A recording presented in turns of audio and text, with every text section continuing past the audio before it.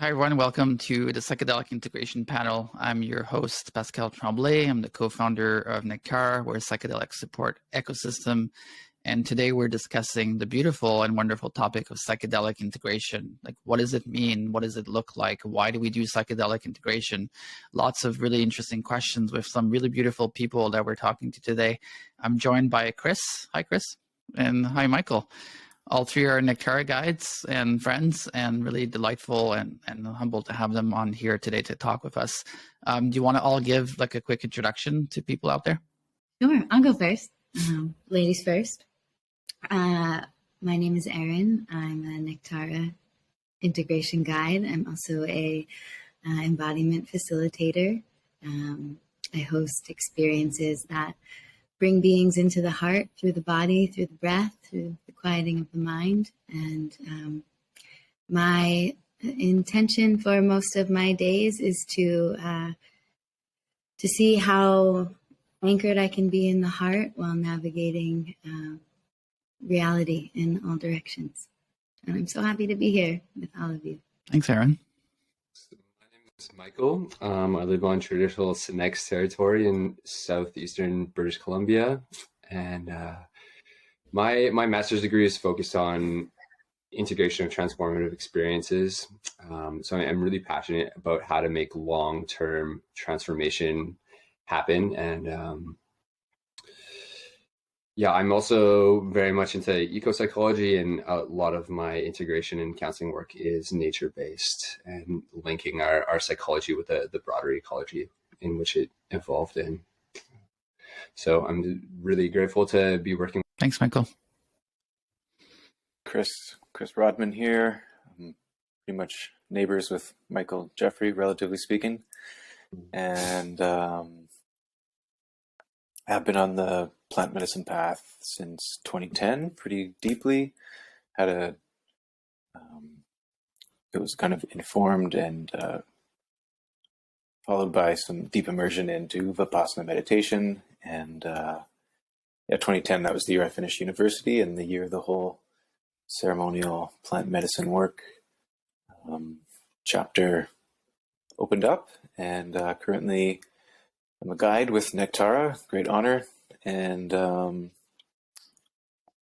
opening the doors for plant medicine facilitation with my beloved partner, Lindsay. Beautiful. Thank you all. What is psychedelic integration? My favorite definition of it comes from Huston Smith, which he says so eloquently that it's the challenge of transforming flashes of illumination into abiding light, basically bridging the peak experience of psychedelics into the everyday life, is what he's sharing. And I love that definition, but I'd love to hear from anyone that wants to share, like, what is your definition of psychedelic integration? What does it mean to you? I can go with that. I'm pretty informed by transformative learning theory. And in transformative learning theory, sort of the start of transformation is having a big experience, which they call a disorienting dilemma. And so very often the psychedelic journey, plant medicine journey, is this thing that disorients our usual worldview, the way that we perceive the world. And a lot of parts of our system are, kind of thrown off by this, and they can't sort of keep up with the new information that's come in through opening our mind through the psychedelics. So the integration is allowing the different parts of our system to catch up to the new information that we get downloaded through the psychedelic journey. So sort of how I define it is when the disorienting impacts of the psychedelic journey in all our bodies, so physical, mental, emotional, spiritual, have regulated and are now balanced with the new information that came through the psychedelic journey, and it's not disorienting anymore. Our behaviors and relationships have updated. That's beautiful, Michael. When you were, what came through for me was this idea of like writing a brilliant essay, and then if there's no integration, like you don't click save, and you've just written this thing, and then it kind of goes. So the process of integration being what allows that experience to be saved into our cellular memory in a way that actually leads to not only like a conceptual shift, but a behavioral shift, a trait shift. And it feels like the counterpart, like the soulmate of ceremony is integration, and you can't really have one without the other, or else it's kind of an incomplete. It's an incomplete dyad. Mm-hmm. That's my definition. I love that analogy of the clicking save document. It's like you're going to ceremony and Gmail eats your really long email you just wrote as a draft and you just lost it. I love that. See if I can riff on a few pieces from each of you. That it's kind of like where there's smoke, there's fire, and that integration is like the rising from the ashes, from the fire of that transformative journey. And there's a real period, like a real window of ripeness, and that where there's a precious opportunity to lay in some new grooves. And something about like the intensity of the experience that you spoke to, there's this increase of entropy that happens in our inflexible brains, and then it gets jolted out of its old patterns. Or it's like there's a snow globe, and there were some previously like familiar tracks that had been made use of, and then all of a sudden you get it all shaken up and you get this fresh field of powder. And now, you've got this opportunity, this potential of authorship to really decide, who do I want to become with this fresh kind of view, so to speak. So maybe integration is about, being clear on who it is you want to become in the aftermath of what you've experienced. And certainly can be a lot of letting go and, releasing of illusions and limiting beliefs that opens up the ways for new ways of being. It's all kind of anchoring that in and nourishing the seed and the gift of what was received with good elements to have it take root and grow and flourish in your life. Mm-hmm. And why is psychedelic integration important? There's a lot of people that are entering journeys or experiences without fully understanding what is it exactly and what are the benefits of it. Why engage in psychedelic integration? I can go. There's so many benefits to it. Francois Borzat, one of the more popular psychedelic guides in the West of contemporary times, she says something like, it's an insult to the potency of this transformative work to not integrate what has been revealed. So in one way, it just feels like a respectful honoring. Like if you're going to go into a psychedelic journey, it's a lot of time and effort and energy, and such riches can come of it. Like I think of it sort of like you're going into this cave of your inner world and sort of mining out these precious jewels, and then you can just put them in your pocket and leave it as an experience, or you can do the integration work to embed them in a ring or a piece of jewelry that you can wear to the world or give as gifts. And it takes this really deep journey and brings beauty to the rest of the world outside of that. And without good integration, then the benefits that come don't necessarily benefit you or others. They just stay as this separate, distinct experience that happened in the plant medicine ceremony.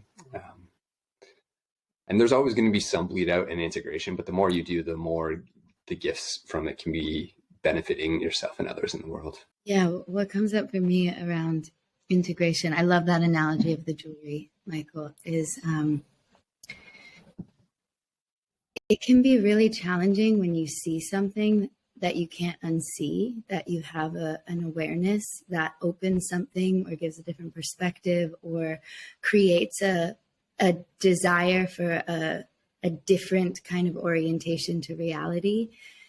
And when there isn't integration, there's almost like you can't unsee something. And from my experience, there's this tension between like, but wait, there's this experience that I had, and I kind of know something could be different, and maybe some of my suffering could be alleviated.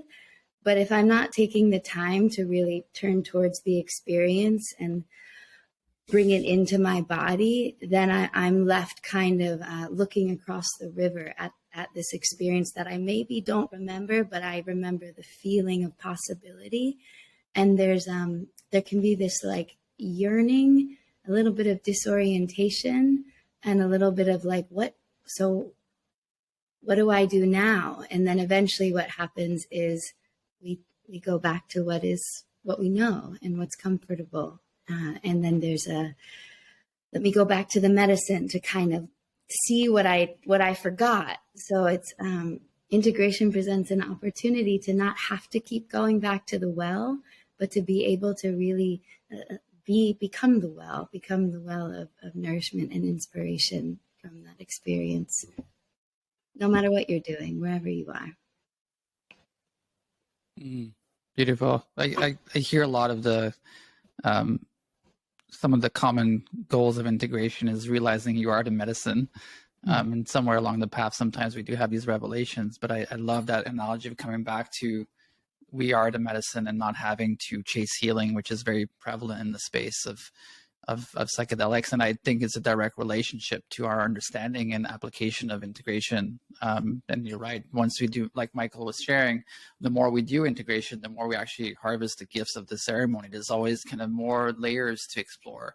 And so one ceremony can become a year-long endeavor to integrate. I'm still integrating my first ayahuasca ceremony from 6 or 7 years ago, and there's a lot of gifts there. Yeah, it's as important as you make it, and in a sense, we reap what we sow, and it can look so many different ways. And I think the measure of like, am I integrating? If there's any question of that in a person's mind, is how has my life changed? Am I feeling more love, harmony, beauty, relaxation, surrender, trust, clarity in my life, and relative to what was before, then that integration is probably taking root and having its effect, whatever it is that you're doing. And what are some challenges that can happen after an experience when there's no integration present or very little? I can share an experience. I had the experience of sitting in a powerful ceremony, that medicine ceremony. And then the day after, I was traveling somewhere, and that week I had kind of stacked as it was any other week, and quite full of work, of clients, of teaching, of moving around. And the most basic level, the reason for integration or the challenge that can happen is it is a lot on the body, and it's a lot on the nervous system, and it's a lot on it's a lot on this vessel. And so really properly giving the space and the time for integration is so kind for our being. And my experience was I ended up getting sick physically and then mentally and emotionally. And I just felt, after this really peak, beautiful, life-changing, rainbow-laden experience reminding me of my connection to oneness, I found myself in this deep, dark depth of tired and contracted, and my liver was pulsing and my throat was tight, and I couldn't really sleep. And so I just want to speak to the body, like these medicines go through our body. And so that piece feels really important to name. Thanks, Erin. I'll add a couple of pieces to that too, to the challenges of integration. I think a more mild one, like using the metaphor that Erin shared before of, the experience happening on one side of the river and then you standing on the other side.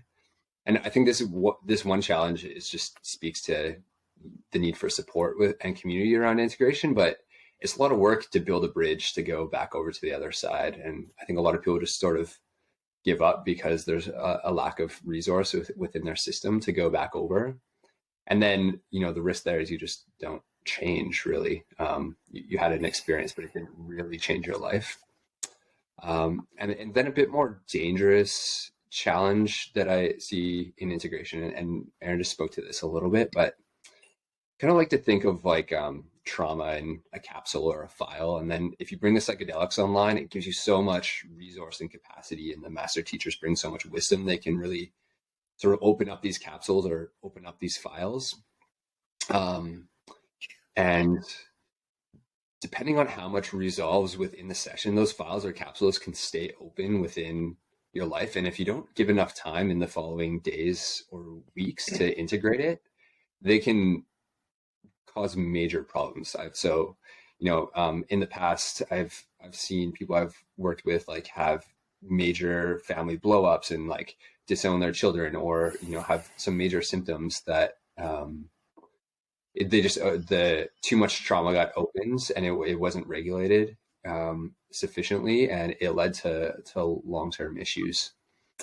So it is really important to make sure there's enough holding on the back end so that the files get closed up and resolved well, or put on the shelf until you revisit them again with enough support.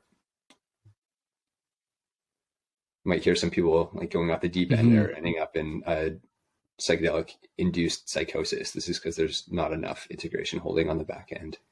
Yeah, so integration, is really honoring the power and the sacredness of the medicine too, and how much openness it can do on our capsules and our files. Like it can open up a lot of like different avenues for our psyche and for our life that it really does require like a deep intentional dedication to the integration process. Chris, did you want to add something to that around what are some challenges that can arise if you don't integrate properly? Well, I mean, I think there's like a breaking of trust that can happen with oneself. As an example, my last dieta, I came to a pretty strong realization that there was a lot that I hadn't integrated from the previous dieta. And I think a really important thing is that I noticed that, and to not make it wrong or go into a shame response or like, oh my God, I didn't integrate the right way, or or induce fear about the need to like integrate appropriately and put all kinds of pressure on that. But I did notice that, oh yeah, my confidence is really off, and here are the reasons why, because I got these things and I didn't follow through and take accountability and have the conversations or take the actions that I needed from the information that I received at that time. And it's okay. I still have that opportunity. I can, every moment is a new moment to start again, building trust, following through, taking the lessons and nurturing them and letting them have their effect. And I've been doing that since that last one, and it's fantastic. The next integrative step for me has kind of been opening up the doors for facilitation, and I actually resisted that for quite a bit, and it feels like game on now, and I can see the benefit playing out, and it's very inspiring to keep moving forward. So yeah, thanks for sharing. Yeah. What are some common misconceptions about integration? I think for me personally, the main one is that integration is sort of like one call or a group circle after a ceremony, and then you can go home and your integration process is not complete, but it's closed. To me, like integration is a lifelong journey. It really is. Like our tagline at Nectara, like a philosophy, is that every day is a ceremony, because integration can really happen not just after the ceremony, but like every moment in our life is a grounds for integrating, like bridging, like Michael was saying, bridging the insights into our bodies and our words and the way we interface with life itself. And so it's a beautiful journey, but also it's not a short one. Are there misconceptions that people have around integration? I'll say, as a recovering perfectionist, that I get caught on the piece of like, am I integrating right? Is this okay? Like, how do I do this and make sure I'm really savoring, because I don't want the capsule to open and not be able to. I want to make sure I'm doing it right. And there can be there can be a kind of loftiness of integration when really I love the question of, how do I want to greet my experience today? How do I want to nourish this relationship with the medicine, nourish myself inside of this relationship? How do I want to spend time with where I was in my psychedelic experience? And there's so many different ways to do that, and it looks pretty different for everyone. I would also say that a misconception that like we have to do it ourselves, that it's like just us to figure out. If we tend to have these journeys in Sangha and community, and the integration process, having support for it is really beautiful, and I think amplifies the gift of the medicine when we share it and we work it together through our reality. I like to say that we come for the medicine, we stay for the community, because it really is, like Ram Dass said, we're walking ourselves home. Some really great points there, Aaron. I just speak to the same question, Pascal. And I think there's sort of probably two main things I see in misconceptions around integration. And one is like, oh, I don't need to do anything. Like I went to the ceremony and it's all done.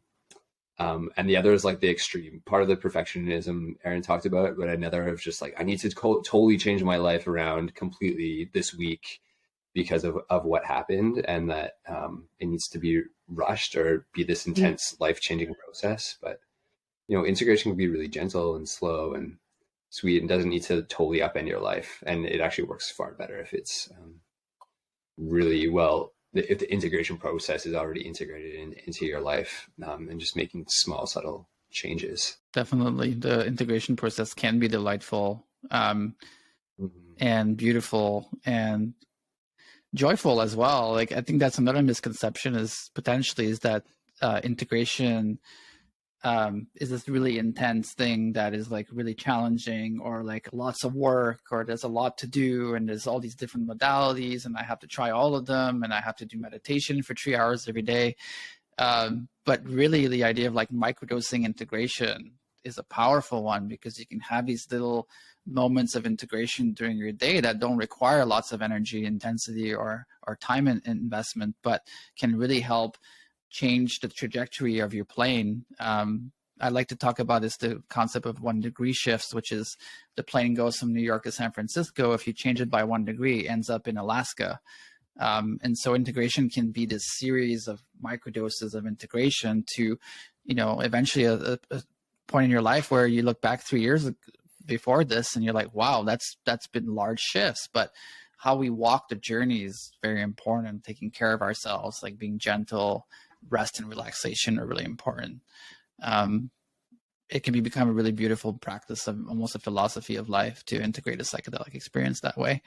And Chris, did you want to add something to the previous question, which was some misconceptions about integration?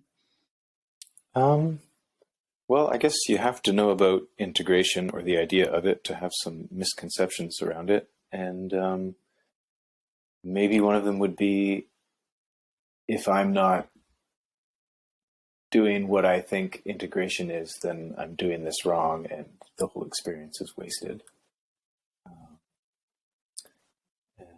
That feels like a potential misconception, or that I need a coach. Maybe you do, maybe you don't. I think it's so much of like, you're going to get out what you put in, and finding that balance point of right effort in terms of producing the most fruits from the experience. Yeah, I mean, I think I would hazard a guess there's folks out there who have been on the path of these journeys and not heard a thing about integration, and had extraordinary and profound life transformations. And it's just something that can actually happen quite naturally without even needing to study what integration really means.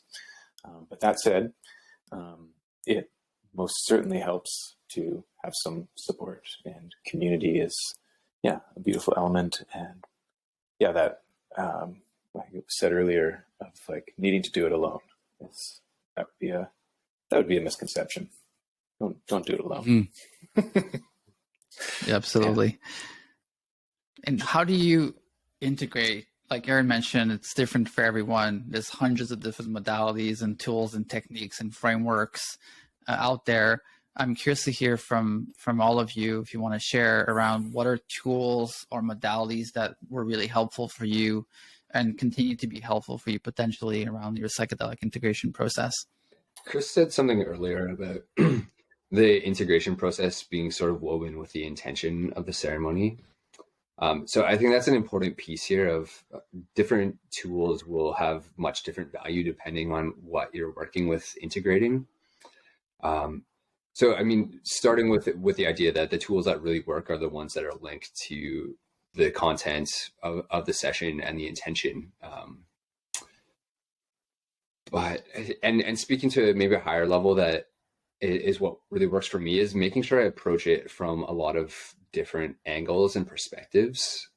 So, having some sort of body-based integration technique, having some sort of, mental, intellectual way of approaching it, making sure that, there's some sort of emotional component engaging with the integration process, making sure that there's a social component. So making sure that the integration process is integrated, and within there's hundreds, and everybody has their own unique skills and experiences and community that they come to the process with, that they can draw on. That's going to work way better. So whatever works for me is not going to be what's truly going to work best for anybody else. But that said, I do have one preference that I think works really great for everybody, which is time in nature. I think that is the modality that I see, is most accessible for most people across the board and has the highest beneficial impacts. So a lot of nodding with the nature piece. I think that's universal. True. There's a saying that says there's no wonder that trees are green because it's the color of their heart chakra. And so when you're going out and observing trees, they're saying "I love you" all the time, and I just love that. Just by that itself, to me, is very peaceful and resting. Yeah, along with that, spending time in nature, outside.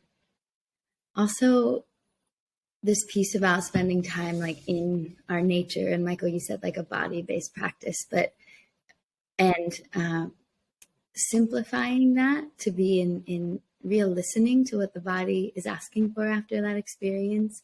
It might be a lot of activity because there's some digestion that wants to happen energetically, and so movement and sweat and sound and being around people in that experience can be quite profound. It might be really soft, sweet time on the floor. It might be a certain type of food the body's asking for. So I find like go into nature and also go into nature, and that combination of listening to the call from the body is really supportive, because it is the thing that is holding the insight and the experience and the revelation. So it is the thing that is going to communicate what is needed for that to hold that well. And it's kind of easy to get into the mind, especially if you have a schedule and you have people to tend to and work and all of these things. So to carve out a little time each day to really step back, pause, and knowing that your body is holding such an experience that it is working to integrate it all the time. Can we give it the attention, the inner ear, can we greet the body and say, okay, what do you need now? I'm here, I'm listening. And then go from there. The wisdom of the body. Yeah. We'll touch on somatic therapy in a little bit. I'm curious to hear your thoughts on that. Chris, what are some tools and modalities that you've experienced that were really helpful for your own journey? Well, I just love what's been shared so far, that interweaving of the outer nature and the inner nature, and being present with each of those. I was thinking about, like, when you mentioned earlier something about I'm still integrating stuff from my first ayahuasca ceremony, and I was thinking, like, am I integrating anything from my first ayahuasca? And then I realized it wasn't the first, somewhere like the 12th or who knows what, but where my voice opened up. And, musicianship has been a big part of my life ever since. And that, in all likelihood, I could probably say is something that I'm still integrating and cultivating that gift that came through. So for me, musicianship was a big piece. And then also through the medicine, dance really came through and erupted from within as a way of moving energy and exploring myself and expressing divinity, even, if you will. I think ultimately, finding what is it that brings you joy in your life, even before that experience. What are the things that you dreamt of doing with your life? Do that. If it's painting, if I always wanted to get into painting, I'll try opening up those creative doors, or singing, dancing, all of the various creative modes of expression, maybe just climbing the mountain peak or whatever it might be that feels like it's going to bring you joy. So listening to the soul's intelligence or the soul's calling, which rings true most of the time, if not always. Mm-hmm. It's a great advice. And Aaron, you touched on this a little bit earlier, sort of this like quality of slowing down and listening. I'm curious to hear more around rest and relaxation with integration. What does that mean to you, and why is it important? Yeah. I'm smiling because this is something that is, it's such a learning for me. And so it's something I teach, and it's something I offer to clients. And it's something that I also need to continually hold myself accountable to honor this truth that we aren't designed to be in constant activation and in constant intensity, in constant movement. We are very much designed to heal in spaces of rest. And the way our technology works is when our nervous system can arrive into a soft and open place, then it's like it is the lotus that just that blooms effortlessly, and the healing, the insight, the remembrance happens when the system is soft, safe, relaxed. And I find that in our modern moment, and this isn't anything any of us don't know, but it gets crowded and it gets loud, and there's a lot of demand for attention and energy, and there's always a place to go. There's always something to tune into. So throw in a catalyst, like of an experience, like a plant medicine journey can be, or a psychedelic experience can be. If you throw that into a routine that is quite and energetically activated, is quite full and intense, it's kind of like, where does that experience go? Like, what does it have actual room to be, as Michael had said, to be watered, to be nourished, to be nurtured, so that the seed can bear fruit. It's very much a thing with intention and attention. Like, I find prioritizing it just like we might prioritize working out and going to this class, or spending time with our family, or drinking enough water.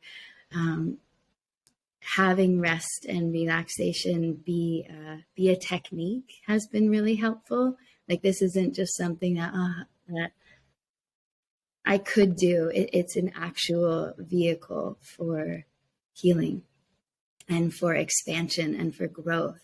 And it is a direct defiance to most of our cultural conversation, which is like, no, don't do that. Don't rest. Don't pause. You've got to keep going. You've got to keep going. And so I've really honor the beings that can kind of take a stand to the story and say, this matters enough to me to do the thing that's going to really support my integration, which in my experience is space for rest. And there's many techniques that we could go into about how to do that. Yeah, that's so beautiful, Erin. And I really think it is a pendulum or a counterbalance to the exponential age that we're living in, where information, like you said, is so all around us that rest and relaxation is really taking a stand for our own well-being. It's almost an act of rebellion these days, because you need to put a little bit of effort into creating that bubble in time and space for ourselves to just come and relax and rest. And a lot of that energy and integration happens in the body. And Michael, we talked a little bit about somatic therapy earlier. Do you want to talk a little bit about what is the body's role in integration, and how that plays a role into translating the insights into everyday life? I mean, there's a number of things there, but I mean, if you look at most spiritual traditions, have some sort of metaphor for this as the body is the vessel or the vehicle, or the living church of like where spirit can inhabit. But it's like this is the place that houses all the places where the other information and experience of life can happen. So it's sort of the foundational piece. And if the psychedelic experience isn't landed or held or grounded in the body, we're sort of missing the foundational component, and then it's just not rooted in earth. It's not grounded. We can't lead to transformation or support of others within the physical realm. So it seems foundational, like in the most basic sense of the word. And I was just thinking when Erin was speaking, the importance of rest and relaxation, like for these things to integrate as part of the somatic integration. It's kind of like the nervous system on an oversimplified level is basically doing two things. It's scanning for stress, and it's scanning for resource or safety. And depending what the balance is, like if there's more resource, it can relax and upregulate more. And that's the only place that new information can land, the only place that we can learn new things, really. Otherwise, we're in a more activated animal survival response. So to really get things to land in a way that's gonna really transform us on all levels, is like a certain level of relaxation and de-stressing, so that we know that we're really safe in our resting place, is absolutely essential. So I kind of think, like, I break down the integration process, like the first part of it, like the day or two afterwards. I don't even call it the integration time. It's like the recovery time. And then the integration happens after that. And for me, it's like hard line. Like, I'm not going to do anything for 2 days after a ceremony. Maybe other people don't have so much resource or privilege or space in that, but really just do nothing for 2 days except for eating nourishing food and getting massage and spending time in nature. I think is like key to let the nervous system and the new neural pathways like really land after a session. Mm-hmm. Beautiful. The more I've walked my own journey, the more I've like brought it back to the body a lot more, and realized that there was some integration in the kind of mental, emotional, spiritual realms, but had a deficiency in the physical realm. And I found breathwork to be really, really powerful for integrating inside the body and kind of bringing all the teachings that were kind of integrated in other ways, but really landing them in the body in the moment. I found that to be a beautiful practice for me. And we've touched on this a little bit. And of course, at Nectara, we talk about community a lot. One of the most powerful things for me in my experiences has just been to be around other people and having this coherence of our nervous systems together, and basking in shared humanity, really. And I'd love for anyone who wants to share around the power of community and what role has it played for you in your integration process, and what are the benefits of walking the path with others? For me, it's really core part of integration. I often like to put this hero's journey map over any psychedelic journey, which is basically you leave the village and then you go into the underworld and you have these challenges, and then allies come, and then you know, gather the gift, and then you make the journey back to the village.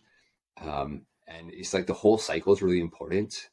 But in the psychedelic journey, maybe the psychedelics are the helper, but you go into the underworld and you gather these gifts, and you need to have community to bring it back to you. Like if you just gathered the gifts and hoarded them to yourself, then you know, sort of the main part of the cycle completion isn't there. So having community to share the gifts and the insights that come from this work is key. Are just social creatures without having some social integration component. You know, it's things aren't integrating on a whole systems level. Yeah, and people to reflect, to hold you in your experience and reflect back. It's so grounding when someone hears you and reflects back what you're saying and kind of affirms, like, yeah, you're right where you need to be, or yeah, I'm here with you in this, or I know what you mean. These experiences can really defy some of our perceptions, and some of our structures of reality can be challenged, which is beautiful, and it can be quite disorienting.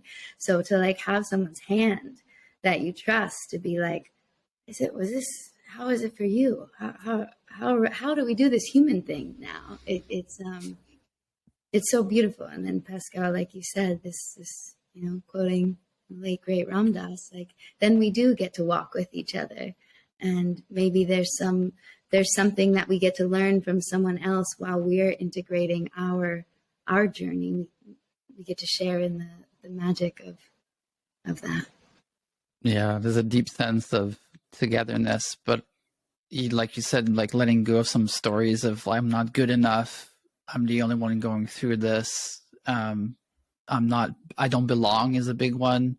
There's a whole host of different stories that we've built inside our minds through like childhood events, through our parents, through our communities, through our social structures around just not feeling good within our own body. And I found that sitting in circle of others and having the reflection, as Aaron, you were sharing around, having that space of reflection allowed me to let go of like really deep stories about myself just by virtue of listening to other people's journey and not feeling alone in that journey. It's not about them fixing me or them giving me the solutions. It's just knowing that we are walking it together. And I found so much healing just in listening to those things.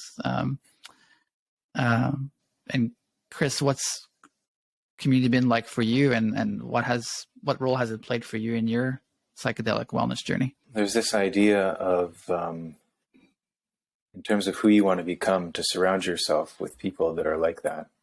And so folks who are, devoting themselves to self-discovery and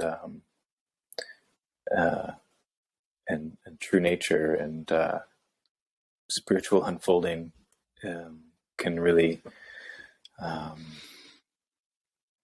it can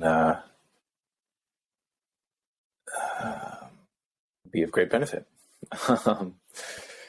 There's an element of like co-regulation from the somatic therapy world, and this ties in with relaxation as well. You know, if you're going through a particular process in a journey or not, where you're feeling activated and agitated, and you're able to be in the presence of a person or people who are experiencing moments of, self-regulation and, attunement to the present moment, that can have the effect of like, oh yeah, it's sort of like, I don't know if you've ever seen this video of a bunch of pendulums on a table, and they're all off in a different rhythm, but naturally they just start to, and they're just allowed to be in their process of having different rhythms. They eventually all attune and kind of co-regulate into the same rhythm. It's an amazing sort of principle of self-organization. It's quite a phenomenon. And so yeah, being in community with that orientation is, Jesus had this line of like, where one or two are gathered in my name, and not to get all Christian about it, but like in the name of truth, in the name of like, we're here gathered to get to the core of what's real in relationship to who I am and who you are and what this phenomenal existence is all about. I think there's a collective field of the whole being greater than each of the parts.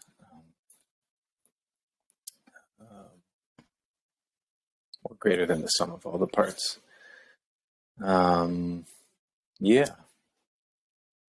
So that. Beautiful. There is definitely like a deep piece around community that also touches on reconnecting humanity to each other and to the web of life as well. It's not just the community within our own inner nature, like Aaron was talking about, but also our connection to the external nature and beyond that really will help alleviate a lot of our social kind of ailments that we have in society these days. A lot of it is based on disconnection. So to me, community is really a bridge to a new paradigm of living that is just calling us and each other back home.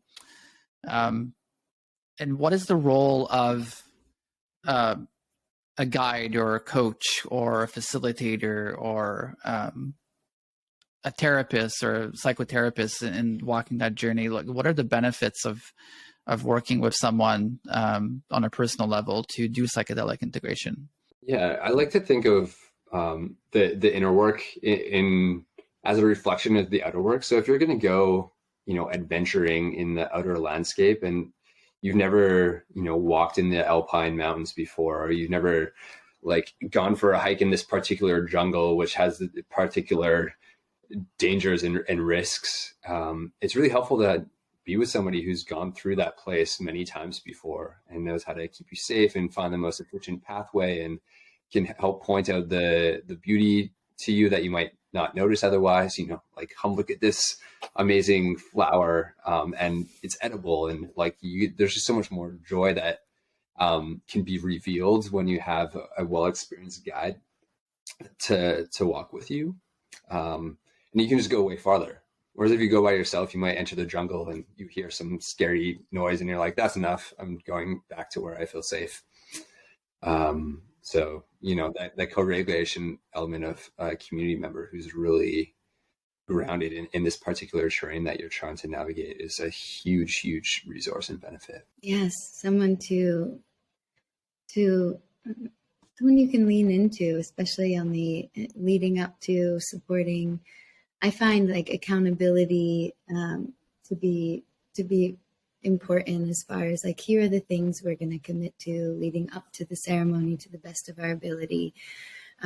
Exploring any of the fears that might be coming up, exploring any of the factors that may play a role in the experience that they're going to have. And then afterward, thinking to the hero's journey analogy, like that the guide who goes into the cave, it's like, once you have the experience and you've gone into one cave, and now you get to keep going back with someone who's like, I'll journey with you. Let's see what we can find, knowing fully that you contain everything you need for this integration, insight, wisdom to emerge and flower into so many gifts in your reality. Like, let me support you in that. And here are some techniques, some methodologies that might help us navigate this terrain as we harvest from this experience.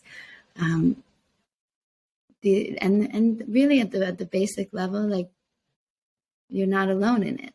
Like, you've got someone who you can share everything, the darkest parts of the journey, who's not going to say, whoa, what are you talking about? Who can say, like, yeah, it's all welcome here. And now, how do we want to greet it? How do we want to work with it? It's really magical to have someone who's holding the highest vision possible for you, and who's just simply, in a sense, there to be really present and curious, and to listen really, really deeply, and not necessarily, well, not at all, attempting to fix anything. And just having that curiosity of what more is there, and what does that mean? And sometimes it can be like a reflection of, reflecting back a belief that a person expresses, and like, oh, where did that come from? And like, how is that serving you now? And is it still needed?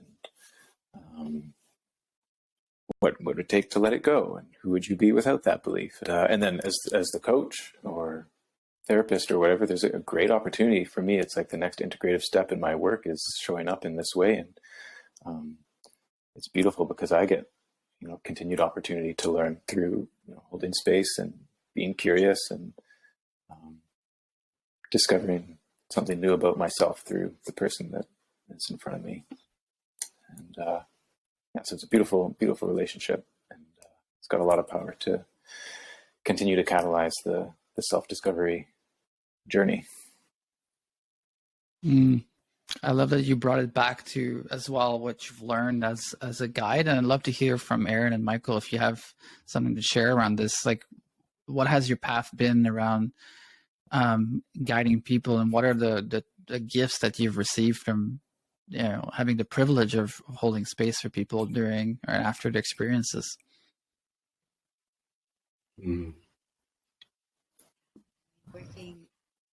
Working with another being is like the space in the therapeutic language. They talk about the third that emerges when two people come together in this vulnerable open space, and that third being what is actually doing the healing in between. So this entity that only two people can really is unique to them in that moment. And if there's a triad, it's another energy that comes through. And I've really experienced what comes into the space, what that third brings is always in some way of benefit to both of us. And whatever insight or seeing that comes through me when I'm working with someone else, it's so much clearer when it's coming through for someone else. And inevitably, my work after the session is to then also integrate what came through as a reflection, because ultimately, if you spot it, you got it, kind of thing. So if it's coming through, it's for all beings in the space. I would also say the remembrance every time of like, we're all such complex yet simple, beautiful, messy, put together, evolving beings. And it's so gorgeous to really get to be in such intimacy with someone working so close to their center, so close to like working with such important questions. So I find it like such an honor and privilege to go into such intimate space with people. And I learn so much about being a human every time. I resonate a lot with what Aaron just said. Like there's such a sweet intimacy that happens when someone's vulnerable and trusting enough to like really bring you as a guide into this place of their inner world, which is often connected to some of their deepest traumas or places they've been avoiding going in their life. So there's such a sweet tenderness that happens in that space. And I am continuously just like brought into this awareness of sort of the perfection of everybody in their messiness and their issues. Like there's just this deep natural intelligence and goodness that is within everybody that I just find again and again and again when working with people, that I think just keeps bringing me back. It just brings me more faith in the world and like the goodness of it. Yeah. And like there's another piece of I just discover so many new worlds also, like going inside somebody's psychology just like opens up to all these new ways of seeing the world that like there's no other way I could come across otherwise. And they're fascinating and beautiful and magical and sometimes scary, but there's just to be able to see the world from somebody else's eyes just shows me how much more complex the world is, and helps me open up my own eyes to see my own life and through my own eyes in a totally different way. There's so many gifts to guiding. Yeah. Thank you for sharing, and thank you for sharing today and exploring this idea of integration. We could probably go like 20 more hours and talk about all the different facets of it and the different things that go into it. And we'd still have another 40 hours to talk about it. So I really appreciate the insights. I hope it was helpful to people out there. We'll probably do more of these as time goes by and really explore the different facets of integration and how we can implement these things into our lives so that our psychedelic experiences can be safer, deeper, and more connecting and transformative for everyone. If you want to connect with Aaron, Michael, and Chris, you can do so on nectara.co. And you can find us on Instagram, and we'll put the links in the show notes. And thank you so much for all of you being here. I really appreciate it. And have a beautiful day and beautiful journey.